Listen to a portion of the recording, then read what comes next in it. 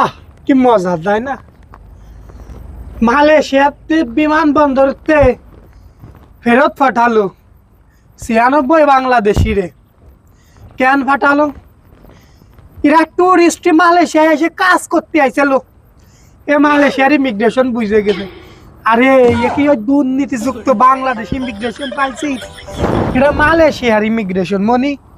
তোরা tourist Malaysia এসে কাজ করবি আর তোকে ঢুকতে দেবে? বাবা বাবা বাবা, তোকে বিশাল স্বপ্ন। তা করছি তোরা যদি আজকে ওই নেতা আগে সামসামি না করে বেড়াতি দেশে, ওই গুলামি করে না বেড়াতি, অমুক ভাই জুতো কান্দে নিস, অমুক ভাই দল করিস, শুধু একটু খেসরি খাল লবে আর শুধু একটু ওই গাঁজা খাবি, 50টা টাকা দেবে না সেই লবে। আরে তোকে বিবেক বুদ্ধি কি হারাই গেছে? তোকে লাইফটা এইভাবে কেন নষ্ট করবি? ছাত্র জীবনে তোরা লেখাপড়ায় ভালো না হলি কাজ কর, কাজে ভালো না হলি অন্য কিছু কর, ব্যবসা বাণিজ্য কর। তোরা রাজনীতি করিস 20-22 বছর পর্যন্ত, তারপরে একটা সময় কেরবি পরিবারের বুঝায় যাইস। এরপরে দেশ কোন দেশে চুরিয়ে রে ঢোয়া যায়, কোন দেশে কামলা দিতে যাওয়া যায়।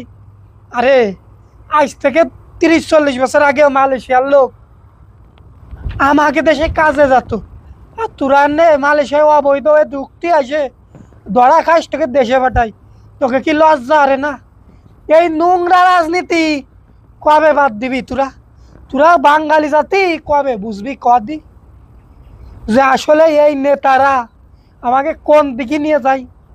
তোরা এটা কোনোদিনও বুঝবি না, কারণ বাঙালি হলো এক প্লেট খেচড়ি খালি তারে বাপের সমান মনে। আরে তোকে বুঝানোর মতো লোক পৃথিবীতে নেই রে মনি।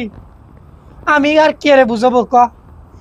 এমনও সময় আছে এই নেতা চামচামি বাদ দিয়ে লেখাপড়া হওয়ার, নাই ব্যবসা হওয়ার, নাই কোনো একটা কাজ শেখ, বুঝেছিস?